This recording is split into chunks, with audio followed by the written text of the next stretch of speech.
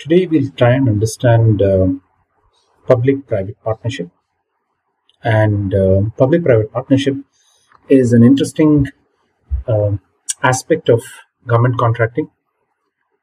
It has elements of the rules that apply to government contracts, and it has those elements that have the freedom of a private contract as well.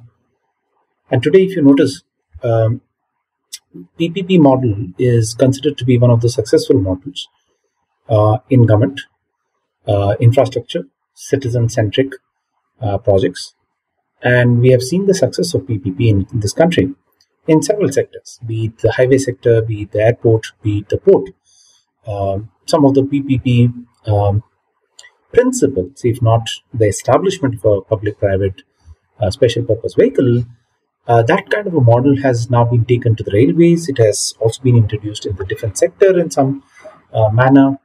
And I think the government finds this model to be a win-win situation, both for the government as well as for the citizens who would require certain facilities,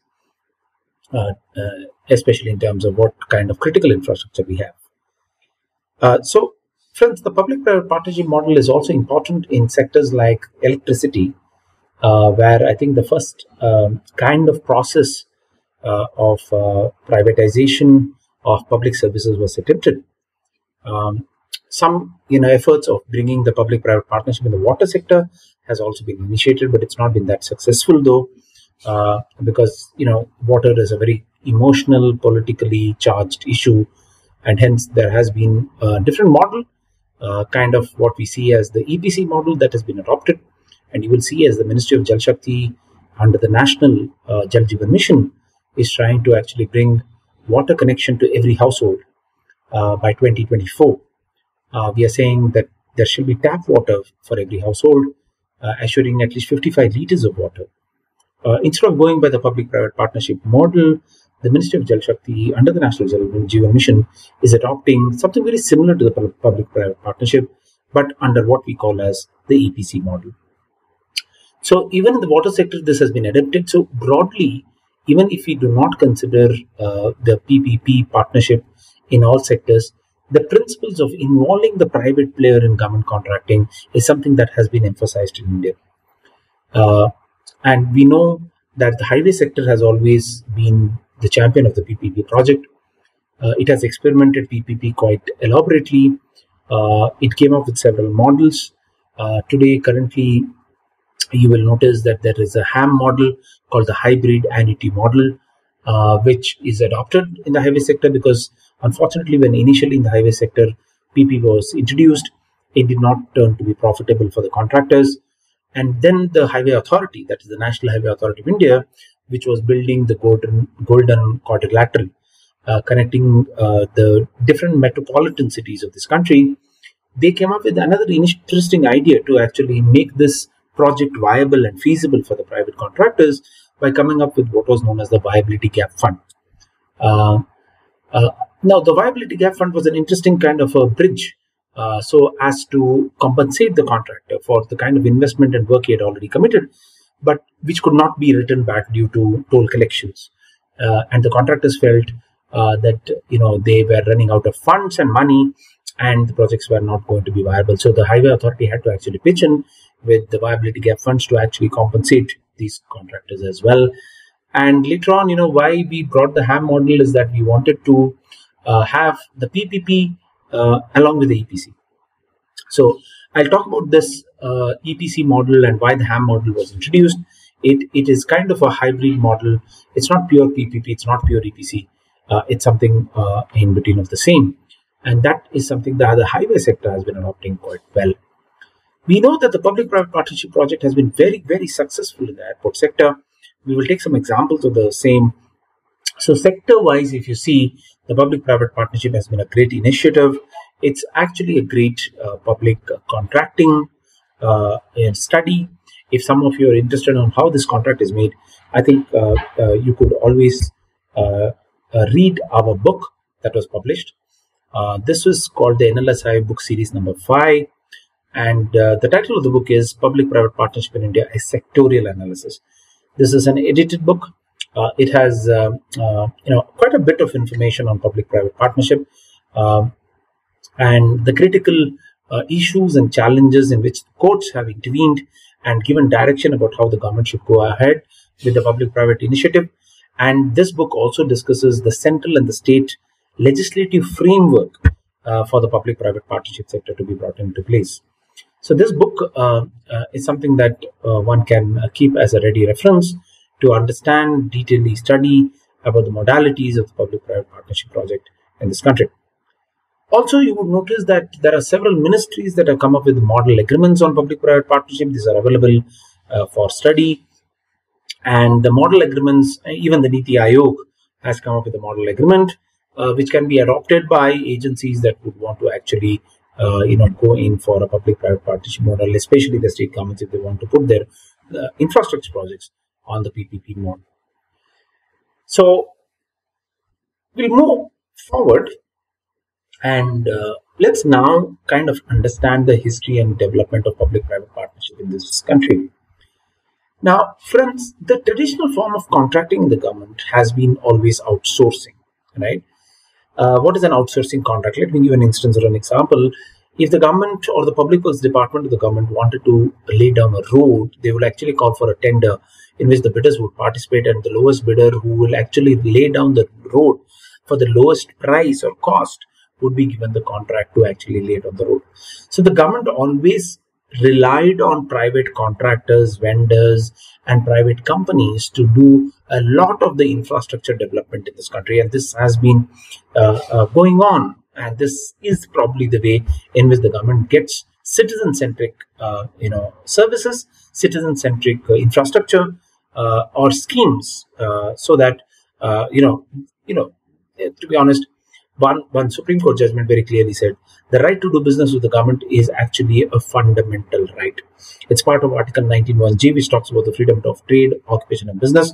But it also means that under Article 14, when you talk about right to equality, it means every Indian citizen has an equal opportunity, or should be given an equal opportunity to do business with the government. And hence the government, whenever it wants to go by such kinds of tenders, or whenever it wants to give for private participation of its work, it should go by a tender advertisement. It should go by a public advertisement, giving a fair and equal opportunity to anyone who may probably qualify for making such kinds of work, or executing such kinds of work, or supplying such kind of goods that the government is in need or in requirement of. So that was a traditional model, friends. And we know that in India, while we talk about the law of tenders, we mostly rely on the legislative, executive rules, regulations, and guidelines. But also we rely on Supreme Court and High Court judgments, in which the courts have given directions about how this tender has to be managed and taken forward to. Friends, now coming to the kind of change that occurred. And the change occurs because we go into economic reform in the year 1991, and we brought in liberalization of the economy, we brought in privatization, and we brought in globalization, or we had a global perspective. So we opened up our economy, we opened up our country, we said foreign direct investment can come in, foreign companies can do business in this country. So that was the aspect of globalization. We talked about liberalization because we thought liberalization is very, very important. The government has to have an outlook that it need not be a businessman, right? It need not be running trains and buses and aeroplanes. It need not produce goods and services. It better do governance. And liberalization of thought governance was very critical. And what is important is that we looked at liberalization of policies in terms of finance, in terms of budget, in terms of trying to make citizens' lives much better in this country. And we brought in also privatization. So we encouraged privatization of not only private businessmen who are already doing business, but we also encouraged foreign investment and privatization. But privatization actually in the context meant that whatever government had, you could think of privatization. Right? It could be of companies that were already government. It could be handed over to private. It could be a small disinvestment of these government companies where private, shareholding can be permitted. It could be privatization in terms of private management. And hence privatization has been very key post 1991, and the attempt to privatization has been a bumpy ride in India, unfortunately. Friends, privatization is a unique opportunity. It's an opportunity where private players are given a lot of business opportunity. For example, we said privatization of coal extraction or coal mining. You had a monopoly, Coal India Limited, and then we allowed private players to actually mine the coal. It's good because government companies cannot solely provide, the kind of critical natural resources that the country needs, because coal is important for electricity and thermal power generation. But the idea was that privatization has great opportunities, and the government was opening up the economy for private players to actually do business. Because see, at one point of time we had kind of what we call as, say, nationalization, or what we call as socialization, or social theory, or socialism, that was adopted by the government.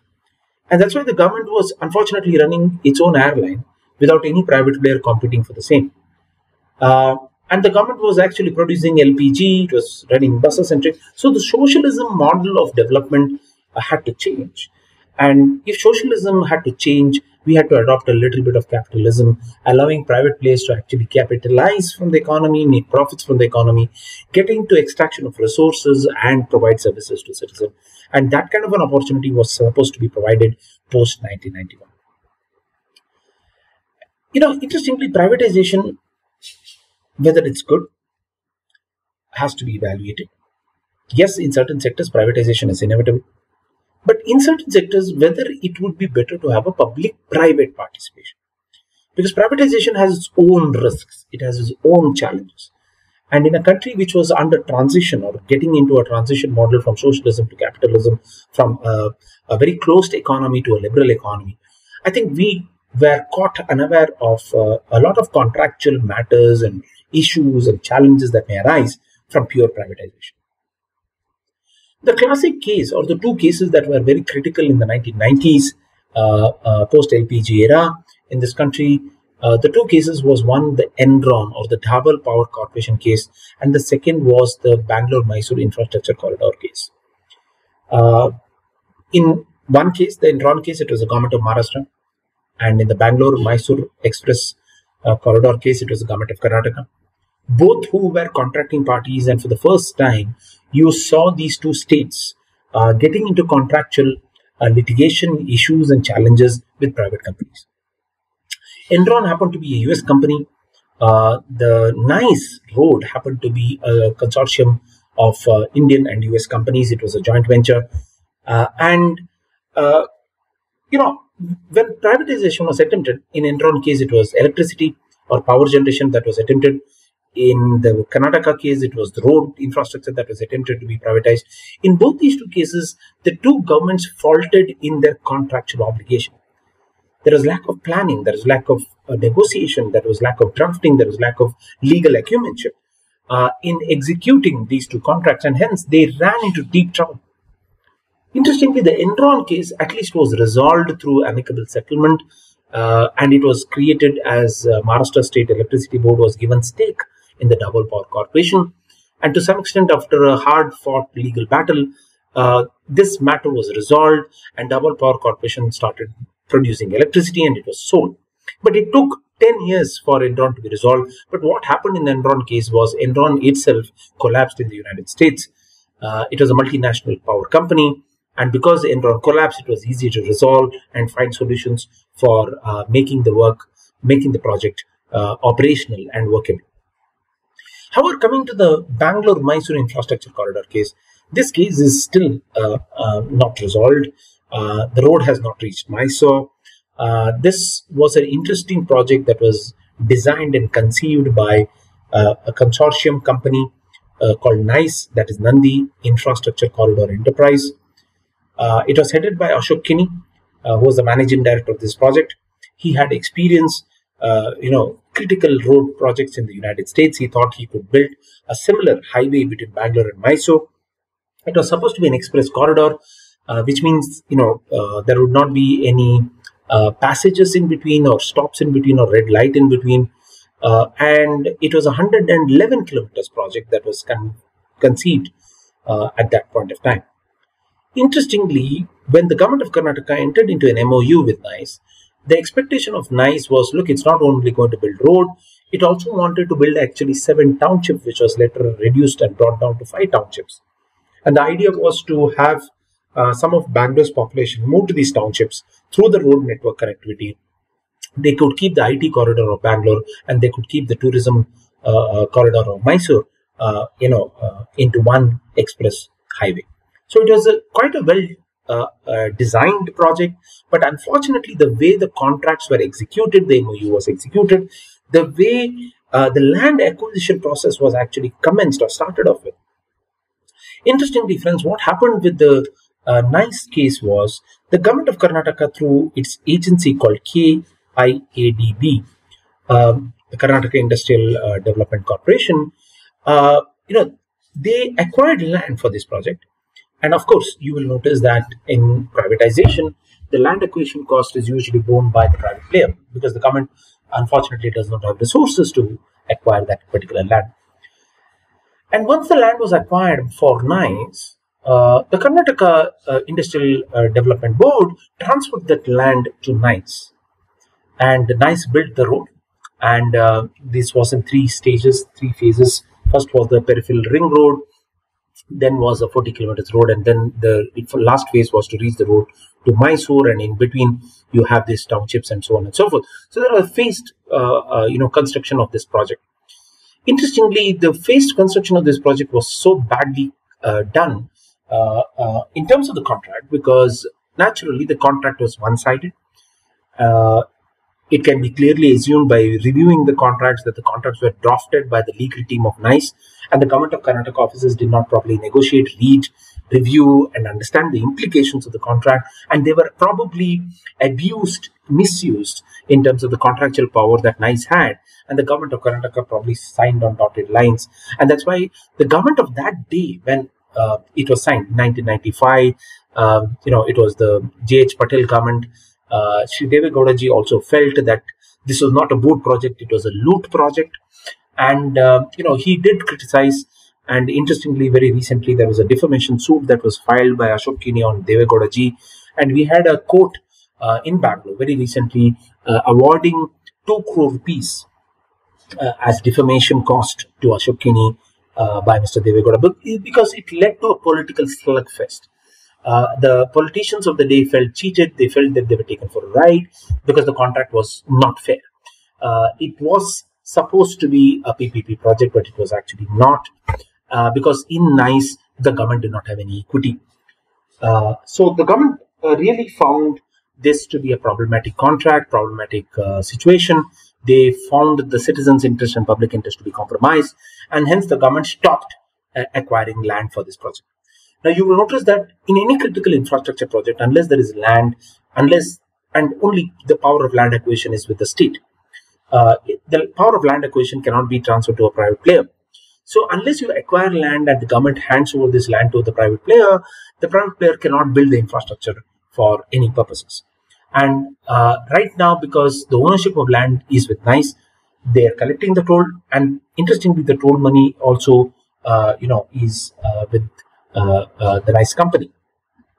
So I think the NICE project and the Enron project were critical history and historical lessons about how we should have actually planned the PPP sector in this country. What kind of preparation, what kind of planning, what kind of policy, what kind of negotiation should have been done before such big infrastructure projects would be granted either by the government of Maharashtra or by the government of Karnataka. I think that was very clearly highlighted in these 2 cases. These were lessons that were learned, unfortunately the hard way, about saying that, look, once you involve with private players or private companies, there are going to be challenges of contract. There are going to be challenges of unfair terms and conditions. There would be some mischief. Because naturally, friends, you know that in contract, every party seeks to profit or maximize his profit to the extent that he wants the contract to be favorable to his side. So the government also ought to be prepared, and the private player ought to be prepared. I think fair and equitableness of decision making is very, very important. If not, it would land up in such kinds of disputes like the NICE case has already landed up in. Despite it being more than 25 years of this project having been designed, Initially, it was offered to the Asian Development Bank to fund. Then, there was private funding that was actually brought about.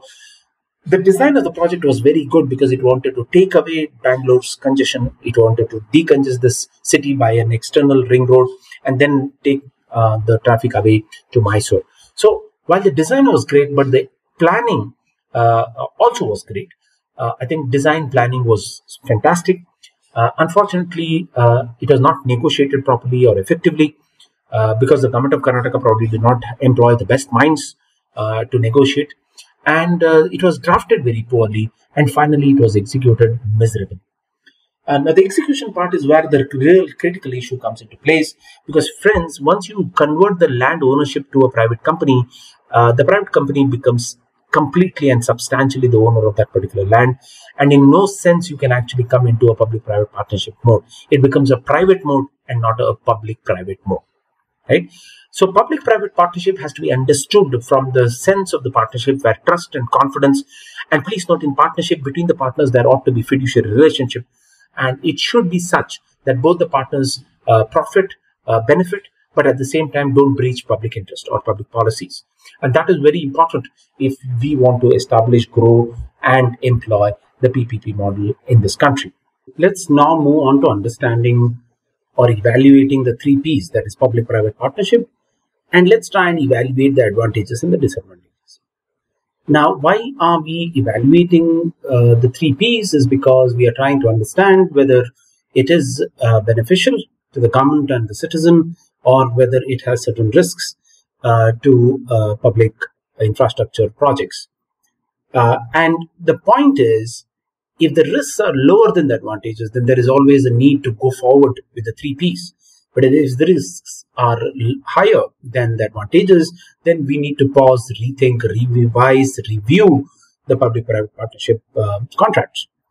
Now, in terms of advantages, friends, you will notice that the 3 Ps pose quite a few advantages, and that's why they have been very popular in the last 25 years, not only in India, but in different other countries where this has been adopted in most cases of, say, highways, the ports, telecommunication, airports, and so on and so forth. So these are the focus sectors in which actually the public-private partnerships have been initiated. But most importantly, you will notice that it has not only limited to these traditional sectors, it has moved on to even sectors like waste management.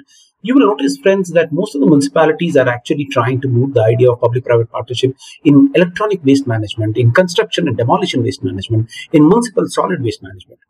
And waste to energy, or waste to profit kind of, business has now been promoted thanks to privatization or private investment. So I think when we talk about public-private partnership, friends, it's not only about the money or the economic or financial advantage that we are speaking about. It is also about innovation. It's about ideas. It is about business opportunities. It is about finding solutions to the existing problems that the nation and the country faces. So take waste management. I think nobody will have an objection about public-private partnership because it's a huge problem and the problem needs to be resolved, and only the private sector can actually come up and resolve that kind of a problem.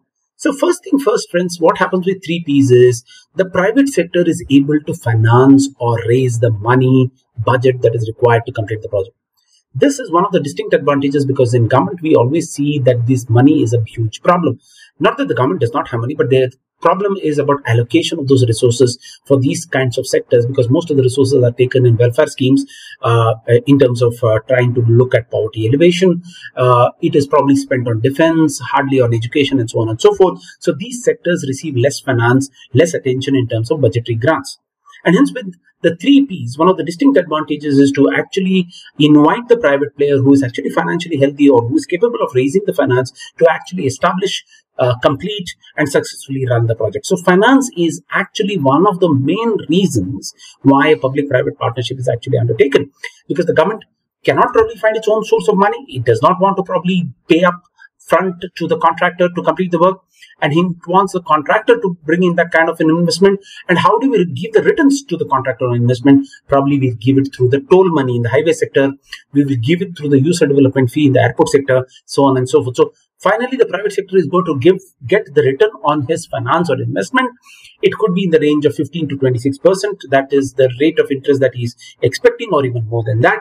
So the private finance has certain places to invest those finance, it has those places to get return from the finance as well. So apart from, say, creating avenues of investment, say in land or property, real estate, shares and stocks, I think this is a great avenue for public finance to be tying up with private finance, allocating private finance an interesting sector to actually invest, take advantages of the sector, because in India, friends, please note, because of growing population, because of the growing economy, there is a great demand for these kinds of services. There are a lot of users, like for example, if you end up in the airports, there are a lot of users, there is a lot of generation of revenue from the use of the airports as well. So private sector finance is one of the distinct advantages why a public-private partnership is usually preferred. Second, friends, about efficiency. Friends, when public sector undertakings or government departments and ministries operate any kind of infrastructure project or any kind of citizen-centric services, efficiency is the greatest challenge. In India, we have faced this in numerous sectors. Now, interestingly, if you look at the electricity sector today, most state governments have actually looked at private participation of companies in the electricity sector, which has seen very measurable, kind of a very high efficiency level of power distribution and power generation. So you see, efficiency increases citizen and consumer experience. Efficiency brings in efficient use of resources, for example, coal for that matter, or any other resources. That actually adds to sustainability and environmental consciousness. Efficiency of the resource utilization, not only resource extraction, and it is also efficiency in terms of finally delivery of consumer or citizen services. I think efficiency is something that we can see very clearly in many of the sectors which has turned into PPP. They look very fancy, they look very upmarket, they look modern. You enjoy the services, and today I think the consumer does not hesitate to pay when the services are very good. And that is something where the government very soon realized that was a critical part. When private management of these sectors take place, the management efficiency actually improves citizen and consumer centric approaches. The third distinct advantage is about employment or labor. Now, when these sectors are employed by the government, they have huge problem about how you can actually employ labor. There is a recruitment condition. Government employment cannot be hire and fire. There is so many protection that government employees have. You have to follow a tender process. You have to go by a public recruitment process. There is a pension bill. So the cost of labor adds up to the government's difficulty in actually managing these sectors. Now, one of the advantages of PPP is that the labor is not working for the government. They work for this kind of a special purpose vehicle that is created under a public-private partnership. It's not public employment. It's not government employment. And these workers actually work much better. But still, they're not government employees. They're private employees. And hence, that solves a major labor market issue for the government, because then they don't have to look at hire, they don't have to look at recruitment, they don't have to look at pension, they don't have to look at departmental inquiries.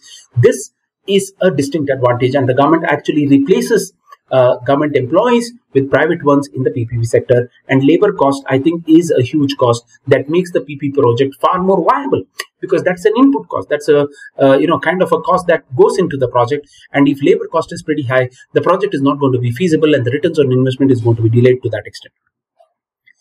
The fourth advantage, friends, at this point of time, I think one will have to realize is that when government manages this project, then you have to look at government procurement rules. So when the government has to implement or execute the project, then the procurement rules have to be followed. Now, in the PPP sector, that is something that you don't have to do.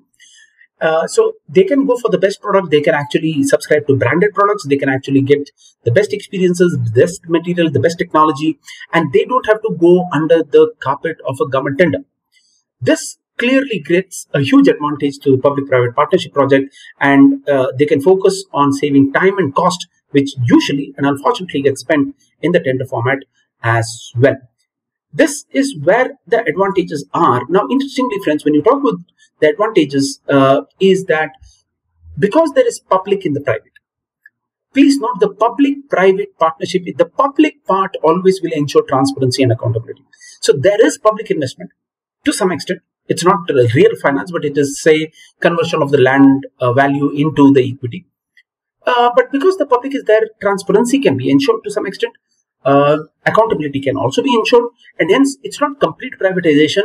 Because the public is participating in the private kind of a business, from the public side, accountability can be ensured, transparency can be ensured, fairness of process, procedures, ensuring the citizens' rights are not adversely infringed by the private player can also be controlled in such a unique partnership that the government has with the private sector. Yes, some of the critical issues is who can the government partner with. Of course, you have to have a transparent mode of that kind of a partnership about who you want to choose to be a partner. Of course, the private company cannot be a foreign company because there is a jurisdictional issue, there is a liability issue. Hence, whenever the government chooses its private player, it has to critically look at security. It has to look at strategic and defense interests before it actually ties up with any private player in that context. Also, when we look at public-private partnership models, there is always this issue about how you can balance the private interest as well. Now, why private interest has to be balanced is simply for the simple reason is that private player is there for some kind of return on investment. So it is the duty of the public, that is the government, to ensure that the private player's interests are also protected, and thereby giving him a decent return on investment and also protecting his investors and their relationship as well. So that, I think, will be a very increased kind of advantageous experience in the public-private partnership mode. Finally, friends, when you talk about the public-private partnership mode in the last 25 years, you have created a numerous levels of contractors who have already tied up with the government. They have a great reputation. They have a great advantage having tied up with different government, state or center. This is a whole list of new companies that have come into existence just in the infrastructure and the civil construction space. So you have a different sector that has been created, and there is an intense competition that can be introduced. Fair competition can also be addressed so that the government also gets distinct advantages from the bidding process in the public-private partnership process. Now, coming to the disadvantages, friends, though the disadvantages are not as many as the advantages are, as I told you, but please note, in any kind of project there are risks, and the risks can be legal risks, they can be political risks, they can be economic risks. Now, if you look at the legal risk, friends, the legal risk is that most of the PPP or the 3P kind of projects are a contractual project.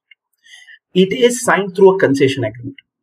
Now, the concession agreement, if it's fair, if it's kind of mutual to both the parties, I think the concession agreement can be the great agreement in which the project can actually come into existence.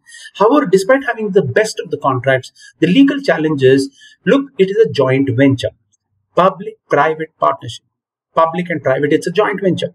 Now, within the private, also there will be 2 or 3 parties who will actually create that kind of a consortium or a joint venture itself. Now, between the joint venture partners who are completely private in the 3Ps, right, there can be disputes, there can be differences. One of the joint venture partners can go insolvent. One of the joint venture partners may want to sell his stake to someone who is not cooperative, someone who cannot align with the existing partners. So, within the private joint venture interest, there is a legal risk of many things falling apart, because please note, friends, the PPP contracts are long-term contracts. They are 20 years, 30 years, 60 years right now, with the Adani airports being handed over in Ahmedabad and Mangalore.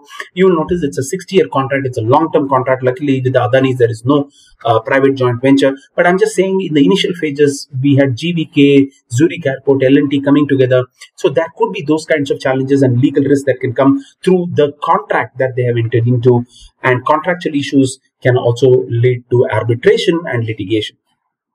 Second, the political risk is always about the fact that, friends, look, in the NICE case, just to give you an example or an instance, it was one government that actually entered into the MOU at that point of time. It was later on another government that was actually supposed to have executed the contract.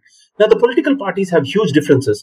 They are not consistent with the contract. They are not consistent with projects. They take it as an emotional, egoistic, and political debatable issue and change the priorities. And at that point of time, many of the contractors have felt neglected. They have felt kind of an experience where they were not able to complete the projects. So the political risk is that political parties inconsistency with their likes or dislikes of a project, with the likes of contractors or not, because we know that the contractor and the politicians have been in a relationship of a give and take sometimes. It's not necessarily in terms of corruption, because there is political funding.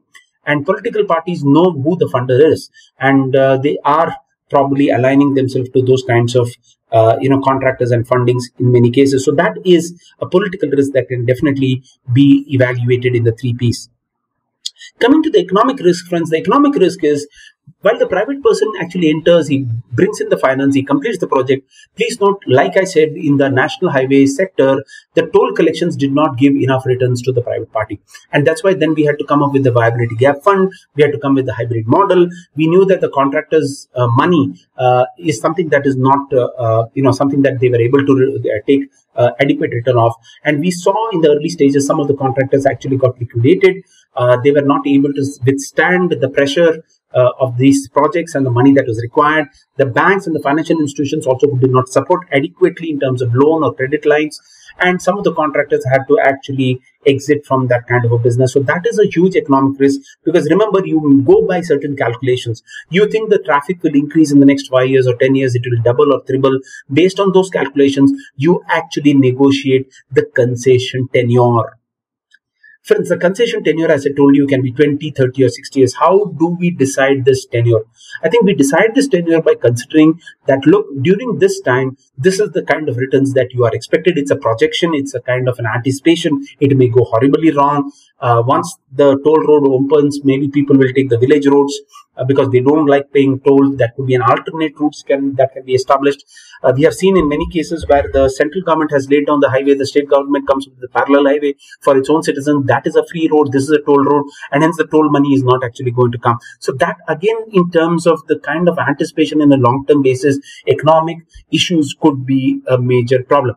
Second is also on the economic side. You look at return on investment right now with investment, say, what is the lending ratio? What is the ratio in terms of Reserve Bank of lending rates? So you would have taken loan from banks, you had to return it with the rate of interest that is required. But if you don't actually make money at the same rate of interest or double the rate of interest, returning that kind of loan or credit becomes a lot more difficult. And then the banks then take action, say under the insolvency and bankruptcy code, against these contractors and probably try and look at insolvency proceedings. That could be a huge economic risk in the PPP sector. So unless the contractors have additional businesses to withstand, if they're purely into the PPP kind of contracting mode, they can face a lot of issues and challenges as well.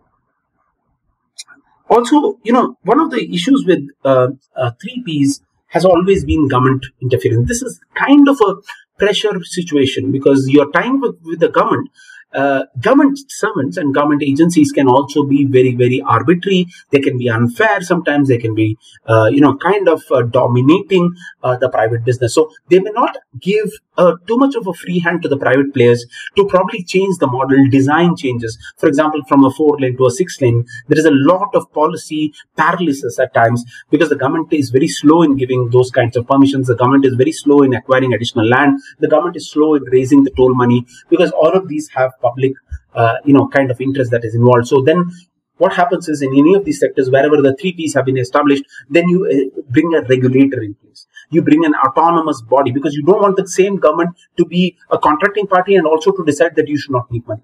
So let an independent regulator, kind of decide what should be the tariff, what should be the toll, so that, some kind of expansion, some kind of advantages can be given to the citizen at a user basis, to which the private person can also make profits about.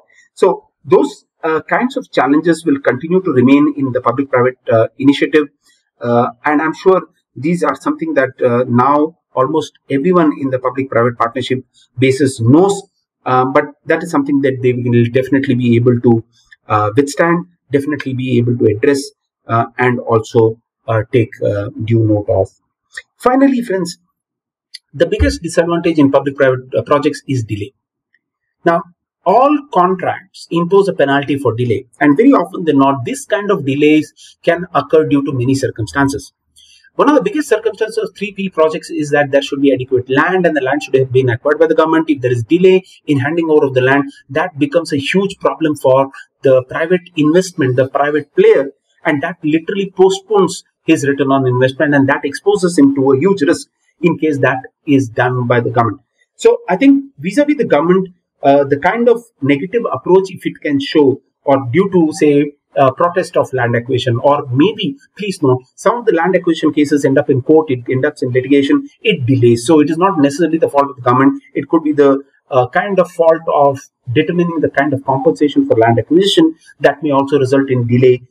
And later on, say, it may be due to a strike, it may be due to procurement things. So the private player may lose interest due to delay, because that would also lose his time to make revenue from that kind of a project.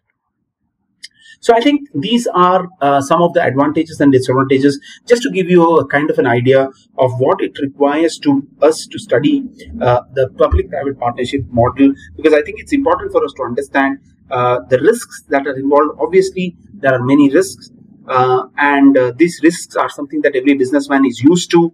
But the risks when you actually do business with the government is something that you cannot fight with. And the only remedy then at that point of time is to approach to the court of law through the writ petition, approach arbitration, and try to resolve the matter and continue good business relationship with the government. That is something that is very, very critical and important. And you will also notice that there are a lot of protection mechanisms introduced in the concession agreement in the public-private partnership mode. This is to avoid any litigation, dispute, differences that parties may have from their own project. For example, there is this issue on what we call as the escrow account. Friends, most of the money that is made from the 3Ps project is not suddenly and immediately distributed between the public and the private players. So it is put in an escrow account. It is actually studied, evaluated, reviewed, and audited before it can be distributed between the parties, so that we know that whatever money has been made fairly. It has been made as per the legal and ethical standards that are required to bring this partnership into existence and to progress this partnership forward. And with that, only the escrow account is then used to distribute the money after deduction of cost as profits that may be necessary for the parties to actually take due note and advantages of. Friends, we can conclude by saying something like this. The public-private partnership projects have advantages, they have disadvantages. There are challenges of, say, tax. There are challenges of operating cost. There are challenges of, say, ownership of assets that are built on land. So, whether to allow profit, if so, to what extent this profit should be allowed. Should we rather look at just profits to be taken away, or should the profits be plowed back to bring in innovation, technology, to bring in new experiences, and to combine with the public sector to actually deliver better citizen-centric approaches? I think is something that one will have to take due note and consideration of. But remember, friends, no person is coming here for charity. It's not a not-for-profit kind of a project. The PPP projects are completely for-profit projects. Profit for the public, profit for the private is something that is always attempted in a PPP mode, and hence that is the reason the tolls are revised and the money is actually flowed back into the system as well.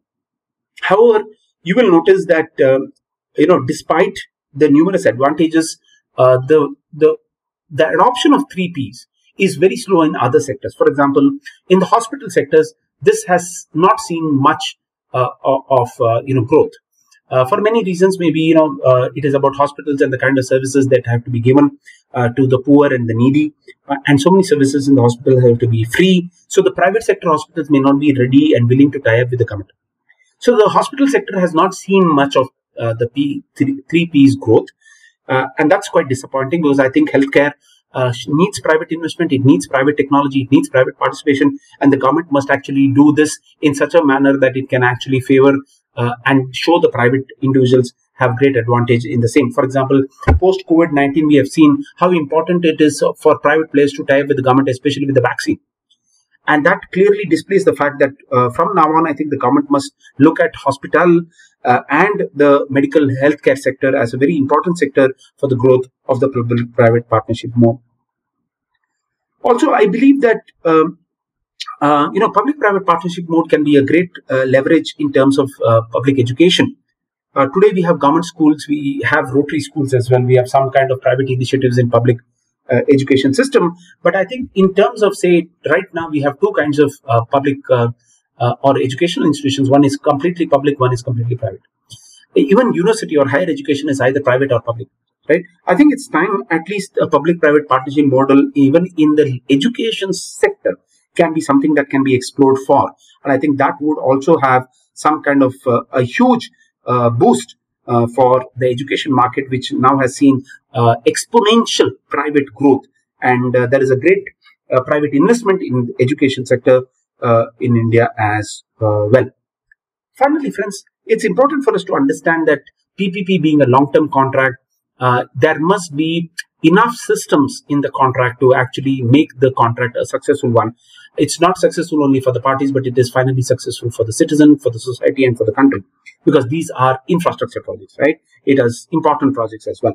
And hence, I think it is very natural for the 3P projects to have long-term business relationship, and hence they must have clauses like what we call as the monthly review meeting sometimes, or interestingly, what the UK has adopted, especially in the construction industry, instead of an arbitration clause, rather it's not a replacement to arbitration. It is actually a supportive or supplementary to arbitration. It is called the dispute review board clause. It is called the DRB clause. Now, the dispute review board clause is a clause wherein all these minor differences, disputes, or even kinds of challenges that cannot be solved by the board of directors are referred to the dispute review board from time to time. It's not like one-time escalation of dispute that should result in arbitration or in court proceeding. So trying to resolve disputes through a DRB from time to time would be a great way of making this a proper system to work, and a proper system for the public-private partnership to be a successful one.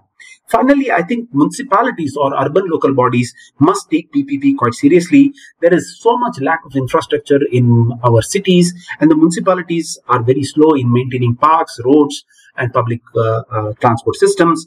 We know that already certain metros or metro railway networks have been given to private player, and I think it's time that most of these municipalities take a very important lead in enhancing citizen experiences in those cities, and they can invite the corporate sector to actually tie up with them for a better municipal governance as well.